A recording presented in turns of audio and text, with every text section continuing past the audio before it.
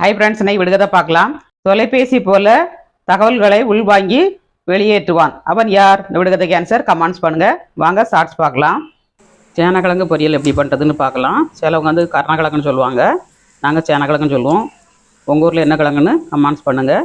உப்பு போட்டு புளி போட்டு அவிச்சு எடுத்துக்கிட்டோங்க. மஞ்சள், ஜீரகம், வரமிளகாத்தூள், பூண்டு, வெங்காயம், தேங்காய் எல்லாத்தையும் நம்ம குறைன்னு அரைச்சி எடுத்துக்கிடணும். மிளகாய் போட்டு அரைக்கலாம், வரமிளகாய் போட்டு அரைக்கலாம். தாளத்துக்கு எண்ணெய், கடுகு, பருப்புங்க எல்லாம் போட்டு பொரிஞ்சதுக்கப்புறம் ஒரு வெங்காயம் ஆட் பண்ணியிருக்கேன். இது நல்லா வதங்கினதுக்கப்புறம் கருவேப்பிலை ஆட் பண்ணிக்கோங்க. இப்போ நம்ம சேனக்கிழங்கு அவிச்சு தண்ணி எடுத்து வச்சுருக்கோம், ஆட் ஃப்ரை பண்ணிடலாம். ஃப்ரை பண்ணிவிட்டு மசாலா ஆட் பண்ணிக்கோங்க. ரொம்ப டேஸ்டியாக இருக்கும். ரசத்துக்கு, சாம்பார் சாதத்துக்கு எல்லாத்துக்குமே சும்மாவே அள்ளி சாப்பிடலாம். அவ்வளோ டேஸ்ட்டாக இருக்கும். வீடியோ பிடிச்சிருந்தால் லைக் பண்ணுங்கள், ஃப்ரெண்ட்ஸ் அண்ட் ஃபேமிலி ஷேர் பண்ணிவிடுங்க, சப்ஸ்கிரைப் பண்ணுங்கள். மீண்டும் நெக்ஸ்ட் வீடியோவில் சந்திப்போம். பாய்.